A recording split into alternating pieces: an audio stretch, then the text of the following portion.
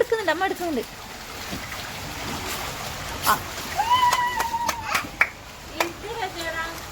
ഓന്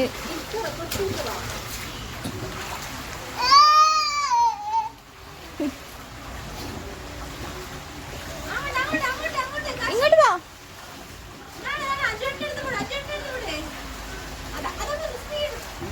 തോണി മുങ്ങി.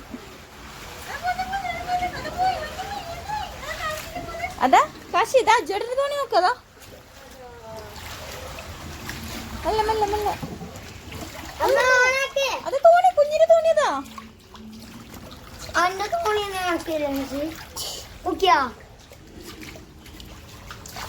വെക്കും.